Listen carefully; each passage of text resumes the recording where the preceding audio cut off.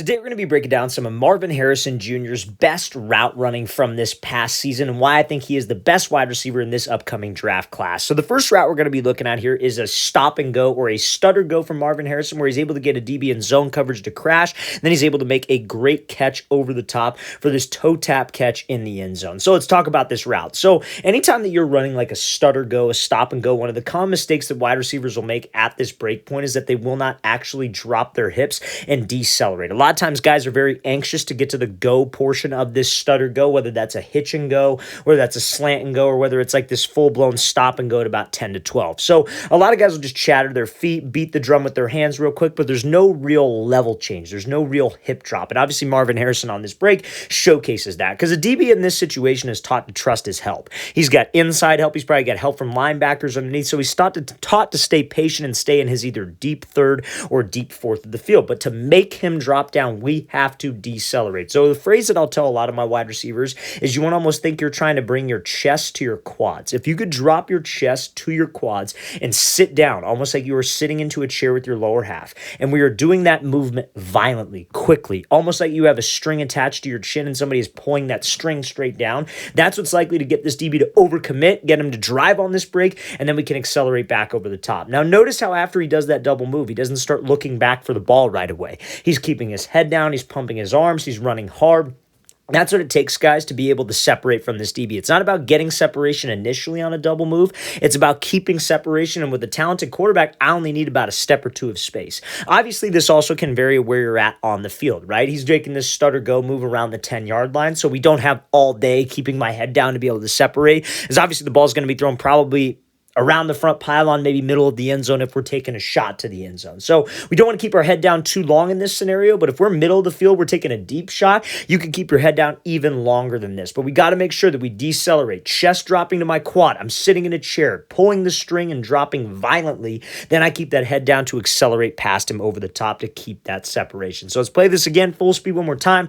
Great example here of this stutter go route from Marvin Harrison, getting a zone coverage DB to drive down on that underneath route. Now, let's get to this next example here, and this is probably the best route that I've seen Marvin Harrison run. This is a dig route versus a DB who is in catch technique coverage. Now, before we break this down, though, you guys, if you're a wide receiver or you're a quarterback and you would like to train with us this summer, we are going to be coming out to 8 more states across the country for 2-day-long QB and wide receiver training camps. So, guys, check out that very first link in the description below if you're interested in working with us. We're going to be coming out to Chicago, Buffalo, Atlanta, Houston, Philly, Detroit, Boise, and Los Angeles. As you can see, guys, most of our camps are completely sold out, but we still have opportunities to train in Atlanta, Detroit, Boise, and Los Angeles. So, guys, if you're local to one of those cities, we'd love to have you out, or if you'd like to get added to a wait list in one of our sold-out remaining camps, again, check out that very first link in the description below. It's where you can get all the information to sign up. Let's get back to this video. So now let's talk about this dig route here from Marvin Harrison. So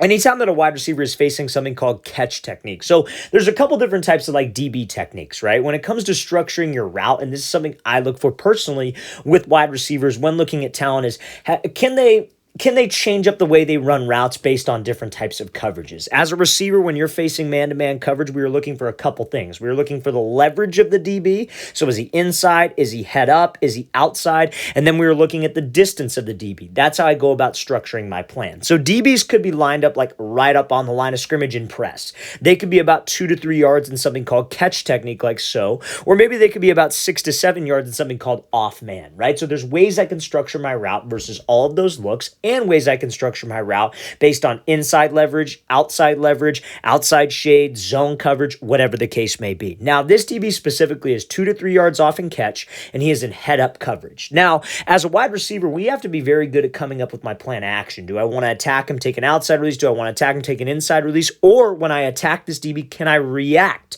off of what the DB does? We don't want to be like married to a release or married to a way I can run my route. We want to be able to come up with a plan, but if that plan doesn't go according to what I thought, maybe the DB changes up something, he disguises coverage, I got to be able to react as a receiver. So Harrison, he's got this catch technique look. What the most important thing when you're facing catch technique, he's 2 to 3 yards off, is that we got to close space. We got to bring that line of scrimmage to him to see how he is going to play, and then I could be able to get separation on this thing. So Think about it. Whenever we have 2 to 3 yards of space, he is trying to keep that space the entire time, right, guys? So if I'm going up and let's say I'm attacking this DB's toes, I'm closing the space with him, I'm bringing that line of scrimmage to him. What if he disguises what he does? Let's say he jumps to the outside. As a receiver, I need to be able to react.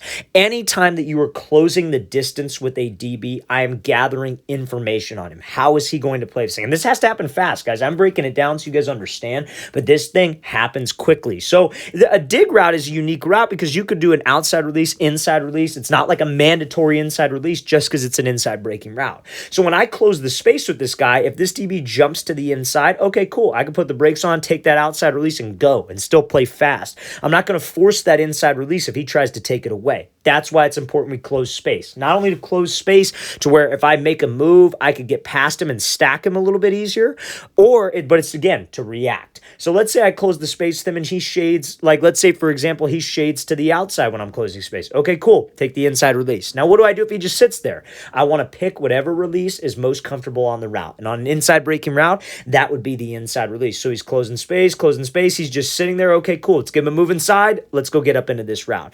Now, obviously the break point, this is why it's very, very smooth. This, especially a guy Harrison's size, for him to be able to get in and out of a break like this at the top of the route is very, very impressive, guys. Anytime that we are running a route, man coverage, zone coverage, all the way up to the break point, we need to be selling like I'm running what? A vertical route, a fade route. I want to get this DB to open up his hips to the opposite end zone.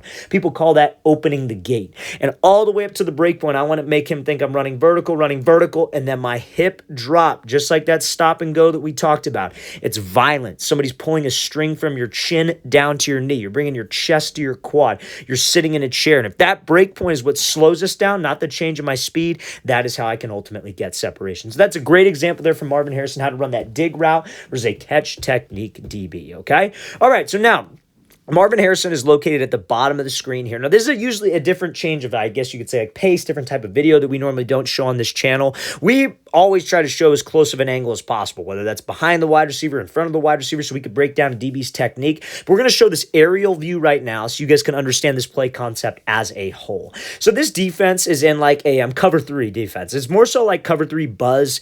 I'll kind of break that down, what that means. Like, so cover 3, obviously it's where we have a single high free. He's got a deep third of the field.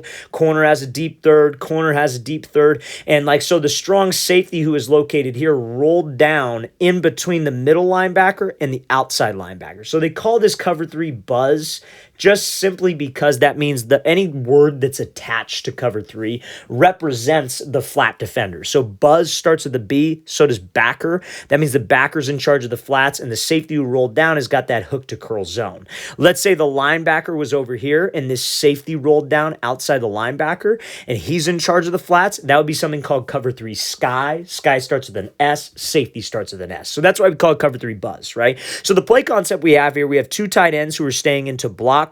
We're going to be doing a play action fake here in the backfield, and we have Marvin Harrison running a deep shot post, and we have my number 1 wide receiver over here running this like 10 to 12 yard like over route. So the quarterback's read is going to be this safety. If that safety backs up with the deep post shot, we're going to throw this like over route. If that safety crashes down on the over route, we're going to throw the deep post. Now, they're wanting to throw the deep post because of this play action. What we were trying to do is to get this safety to crash on the play action so we could hit Marvin Harrison over the top for a big play touchdown, right? And that's ultimately what happens, but I want you to watch how he's able to lose this DB on his route. So we play at full speed. So this DB's in zone, right? Which means his job is to not get beat deep, but also not get beat to the outside. So I want you to pay attention to Marvin Harrison's stem here. So anytime that you got a DB who's in this like bail technique, right?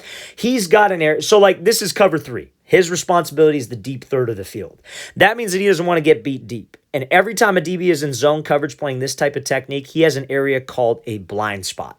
A blind spot is the area between his back and to the sideline. So intelligent route runners, gifted route runners know that anytime you have to run an inside breaking route like a post, whether it's a deep post or a quick post, a dig, maybe a curl route, anything inside breaking, you want to try to threaten that blind spot because that's what will get that DB to widen. Because remember, his zone responsibility is the deep third of the field. So you see how Harrison, he's bursting off the ball, but you see how he kind of starts to attack that blind spot. He threatens that weak hip. That's going to get that DB to widen, because now when we break this thing off, that quarterback's got more room. He didn't just take off and run. You see a lot of young wide receivers, when they face this zone coverage, they just think, oh, okay, I'm just going to go take off and go run my route. Guys, we want to try to lose this DB as much as possible, because that separation, if I'm open over the top, that's a touchdown. If I catch that ball and he's right on my hip, I'm getting tackled. Yeah, it's a big game, but that separation will set you up for work after you catch the ball. So that's why we want to attack that blind spot. Anytime we're inside breaking, we want to angle the stem of my route to that DB's blind spot to get him to widen, to protect that deep third,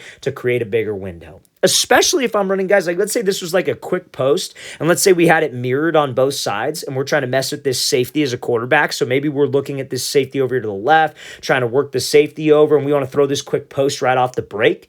Us widening that DB makes it a bigger window for the quarterback. That's a more quarterback-friendly route. Not only will it get you separation, but it gives the quarterback easier spacing on the play. Now, one thing I want to talk about too, because I know some of you will have questions on this, is if I have a DB who's outside shade and zone like this, and let's say I have to run an out route or a comeback route, where do we want to attack? We want to attack that inside shoulder and inside hip. Let's try to get him to flip and run with me so I can maybe slip under him and have room, rather than just run to the blind spot and let him widen and squeeze me to that sideline. Okay, you guys? So guys, this is a textbook example here. I hope you guys enjoyed that full breakdown of the play concept, just to give you a different way to think about it and a different way to look at the way he runs route, because that is a very, very high football IQ route.